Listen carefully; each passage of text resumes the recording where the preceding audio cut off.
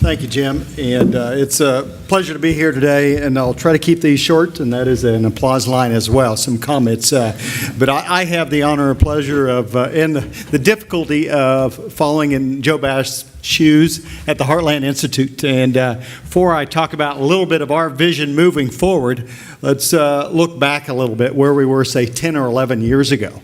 And Barack Obama 10 years ago wasn't quite president yet, but it felt like it was going to be a bad season for Republicans. Al Gore was winning at movie theaters. Folks, they thought were beginning to believe the message.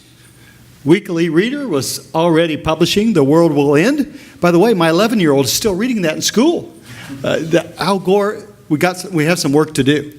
But the point being, 10 years later, we're pushing back. Al Gore's movie failed miserably. You realize the movie that came in like 33rd place, and his was 34th place last year. The 33rd place movie, I think, was one about this little diesel engine called the Cars movie. Think about that. That beat Al Gore's movie at the theaters. But here's what we saw about 10 years ago, what Joe Bass and Heartland Institute saw 10 years ago.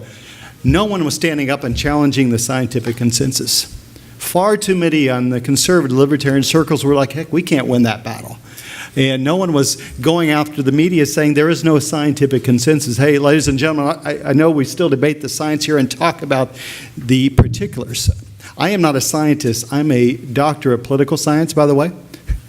That's a joke, but it's true. I'm a PhD, so I'm not a real scientist. But at the end of the day, here's one message I would suggest to the left and to the media to say, the science debate is over and we won. We won. There's no scientific consensus that the world's going to end. We won that debate. Actually, there's a lot of scientific consensus you heard today that CO2 is a positive thing. But at the end of the day, there's no scientific consensus other than Al Gore was wrong. The left has picked an old man who lost and lost and lost as their image. And I would suggest we continue to talk about the Al Gore alarmist because he's a loser. And Americans, I'm sorry, Trump is right. Americans don't like losers, and he has lost. So do not be afraid of continuing to talk about Al Gore alarmism. But where do we go going forward? And we develop a strategy, and I won't reveal all that because the left would like to see what we're doing. As Jim noted at the beginning, the left does look at what we do at the Heartland Institute. They say, well, what are they going to do next about Al Gore alarmism and about the so-called scientific consensus? And there is no doubt we will continue to be misspent. $78 million from Bloomberg on the coal project. And our response at the Heartland Institute is say, you're wrong, and we're going to go to state after state. Right now, we're in 6 different states going after identify plants that were on the Sierra Club shutdown list and trying to make sure they get off that list. And it's part of the message, is, as you mentioned, it's not just about the impact on Americans and poor folks. Don't forget, around the world today, over 1 billion people still heat over an open fire. And here we have these rich Americans still buying beachfront property saying, you know what, you don't need energy anymore. We're going to drive up the price. You say we care about the poor, we're going to make it more expensive for you to heat your home and feed your kids. More expensive for you to drive to get to work and send your kids to college. That's the kind of message, that's the message we ought to give to them. And we shouldn't let them get away from that. We shouldn't let them escape and say, hey, no, we care. We have the data, we have the proof that it drives up the cost of living for poor Americans and for poor around the world. So don't let them slide off in that corner and say, no, we didn't mean that. So number one, the scientific debate is over and we won. Carbon dioxide is not a pollutant. There is a huge peace dividend from ending the war on fossil fuels. We've ended the war. But I want to tell you, you asked about, Jim, what we could do. I have one suggestion amongst many, but tomorrow night, when they announce Scott Pruitt, and he's speaking to us, he should receive the largest round of applause of anybody, because this is a man that actually says what he believes what he says, and actually is doing a tremendous job. And he is not a scientist either, but he can give the best articulation of what the scientific consensus is out there. And he did that just on the radio the other day, and the left went wild. But here's one thing we're asking him to do. He's done 1, 2, 3, 4 different great things. At the key of it, I think he's going to head there, is we've got to go after the endangerment fighting. Yes, Congress can do these things, but the heart of the left's approach on this is the endangerment fighting, and that is this. Summarize it as CO2 is a pollutant. And it kills folks. And so continue to encourage the administration to go that. I know there are folks, I think, in the White House that are pushing back, say we don't want to go there. But if you want to win this battle long term and help poor and American around the world, you've got to make certain we have not decided that CO2 is a pollutant. And one of the other things that strategies after you win, again, we've declared victory. One of the things we need to do is to go after the left and where they have identified and are sourcing the battle. Now, we can't convince Bloomberg $78 million is a bad investment, even though it is. Soros is still kicking money in, though I heard just today that somehow he's decided investing in green portfolios is a bad deal. I've heard comments that he's actually changed his investment strategy. At the end of the day, it's about the money. But one thing we have tried to do at Heartland, and this is think about, is going after the folks in the investment community. They're still trying to convince Americans that green investments are good investments. Ladies and gentlemen, they are not. The facts are in. The evidence is very clear. If you had bought Goldman Sachs' green portfolio, that was a really bad investment, and it still is today. And so we need to continue to promote that. But let me read you as a final point on this, and if you can figure this out, let me know. Here's two different statements about the city of Oakland. And again, we can't let the left get away with lying. We have to continue to find them out and go after them and hold them accountable. Here's one statement. The city of Oakland is unable to predict when seismic events, fires, or other natural events, such as sea rise or other impacts of climate change or flooding from a major storm could occur, and when they may occur, if any events shall occur, and whether they have an adverse effect on us. That's statement number one. Statement number two is by 2015, a 100-year flood in the Oakland vicinity is expected to occur every 2.3 years, and by 2100, once a week, there will be a 100-year flood in Oakland. Here's my question. Who said the first statement and who said the second one? The same city of Oakland. They issued their municipal bond statements, say there is no problem, ladies and gentlemen. They are now suing all the major oil companies, which, by the way, do not fund Heartland. We'd be happy to take their support. They're suing them, saying you're destroying our planet. And ladies and gentlemen, it is a crime. It is a legal violation to make false claims either in the court or municipal offerings. Just to know, we got Peter Ferraris working on some of these issues for us. Ladies and gentlemen, they're lying on one or number two. We can't let them off on that. And one of the best-selling items I've always found in politics in 20 years of elective office is the best thing that always sells is hypocrisy. The left is hypocritical. And the left saw that, or all America saw that in Al Gore. He could buy a beachfront property, but then say it's all going to be a wash in 20 or 30 years. So let's celebrate those victories, but recognize we have more work to do. We have them on the run. We will continue to encourage the administration. Praise Scott Pruitt. What a fantastic job. Now, don't forget, just a few years ago, Scott Pruitt was suing the Obama administration. He knows he's been on the other side of the battle. So we will continue that up. We actually had Isaac Gore in Kansas City just yesterday for the Heartland Institute testifying on behalf of getting rid of the Clean Power Plant. And the White House is getting a lot of pressure both from friends and allies and folks on Capitol Hill say, hey, just back off. We've won too much. On this, we have not won too much. We must continue to fight because, as was noted at the beginning, the green is about the red. And what do we mean here is that it's about control. It's about running our lives. And if they can control our energy, if they can control our power sources and make us pay more, they can just control our lives. And that is their ultimate goal. And whether it's on energy and climate, whether it's on school choice, whether it's on healthcare choice, and whether it's on lower taxes and reduced regulation, the Heartland Institute will continue to work on these issues. Check us out on our website at heartland.org. We are, I might say, we are a unique think tank in America in which we are a 50+1 proposition in which we work in Washington. We actually work around the world. Actually, we showed up in Rome right before the Pope issued that encyclical and said, please don't do that. There's a scientific reason you could look really silly when you're done. And so we do that as well, but we operate in all 50 states.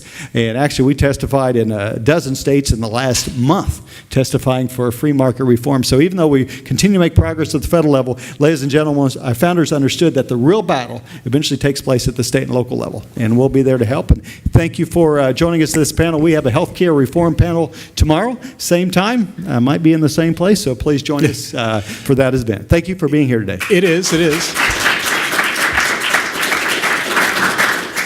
If anyone has any questions for Dr. Huelskamp, including the reporters in the back, you're welcome to ask them. Pruitt was previously what? Attorney General of Oklahoma, and he led a number of the lawsuits and did a fantastic job of preparing the way for becoming head of the EPA, being the other side. And but what we've learned as well from inside the EPA is just the tremendous lengths.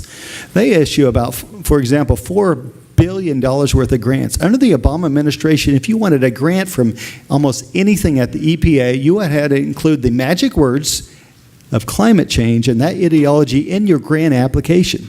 So if you wanted to clean up a river, say on an Indian reservation, you had to promise you would teach Al Gore alarmism in the schools on the reservation in order to clean up your river.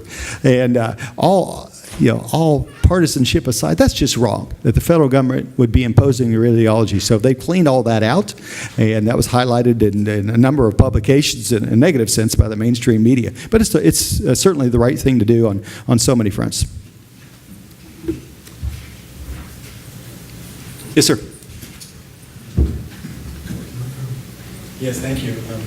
In your comments, you mentioned that the green portfolio actually turns out to returns are less than optimal. And one thing that people don't know about the collapse of Enron is that a large part of their investments were in conservation. And I think it'd be an excellent research topic for someone to delve into. And rather than the traditional answer for the collapse of Enron is either poor management or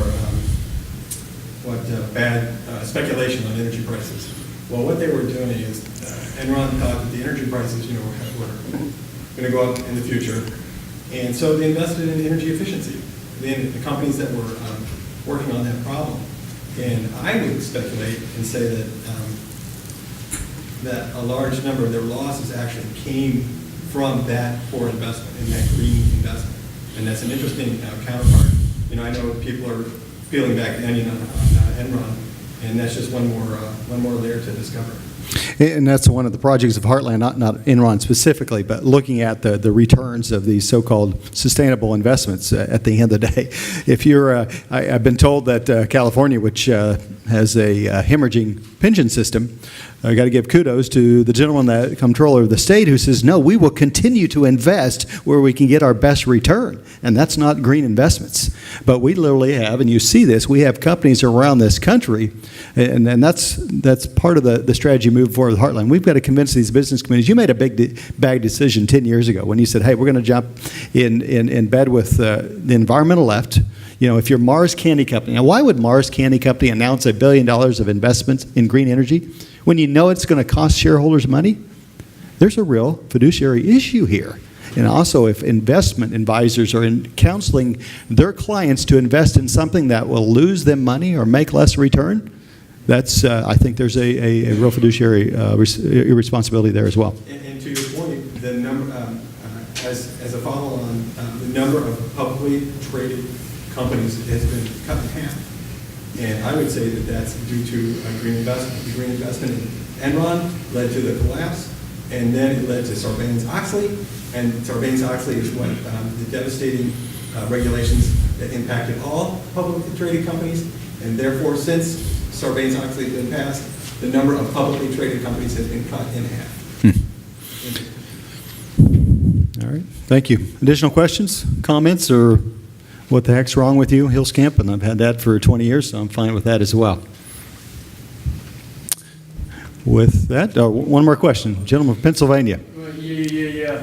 One concern that often that people often have with coal mining is the workers. Like people worrying that that they'll develop, because some of them have been known to develop some diseases from some of the chemicals that come out of there. What's your take on that? Well, I think that they made enormous advances, just like other industries, but particularly in that industry as far as protecting their workers. But the idea from the left, and particularly from Hillary Clinton, the way we protect their workers is to eliminate all their jobs. I mean, that was the philosophy and the policy, and obviously it was a very bad political choice. But that was their approach, and somehow we're going to build windmills in that region otherwise, and it's not worked. And again, making that claim, I mean, that's one of the things Heartland tries to do. I think we should all do as well. You shouldn't be able to get by with making up stories 30 years ago, 20 years ago that aren't even close to being true.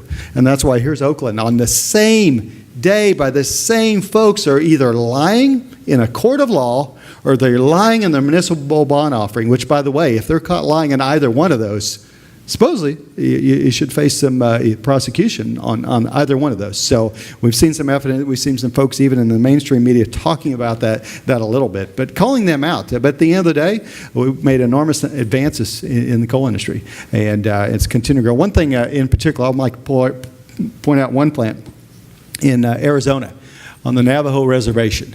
The previous administration decided, you know what, we're going to shut that down. And that was the single largest source of jobs for Native Americans in that area. And somehow the leadership at that time of the reservation decided to shut it down. And ladies and gentlemen, there's a battle today, and I want to congratulate Secretary Zinke for joining that, because your federal government owns 23% of that plant. If your President Trump says you want to end the war on coal, you better keep a plan open that generates the best jobs for the reservation, generates the most affordable electricity throughout that region. So we were actually out there visiting with the folks at that reservation just last week, and we'll continue to move on that. So you can't say you care about folks by taking away their jobs, but the left has somehow been able to claim that. So, and it's our job to continue to call them out, and we are happy to do that at the Heartland. And by the way, speaking of that, I mean, Heartland, we call it the corporate cronyism as well. We were just in Wisconsin 3 weeks ago, where a major corporation for that area, not a national but a regional one, decided they were going to close a coal plant down and replace it with a bunch of solar panels, maybe in Iowa. And we found out it was going to raise electricity rates, and it's probably too late to undo that one. But don't forget the CEOs, the incoming and outgoing CEO in the last years shared a $20 million golden parachute package, in part because we think that shutting down a coal-fired power plant was part of that deal, which was a bad deal for the ratepayers and a bad deal for the people of Wisconsin. So we're active in multiple states trying to not only just reverse the war on coal, but reverse the effects of the Sierra Club and what they've been doing with their Beyond Coal campaign. So we are overfunded, but we have truth on our side and science on our side, and we will continue to move forward. So thank you for being here. You're very welcome. All right, thank you. And thank you, everyone, for being here. We'll see you. Have a good night.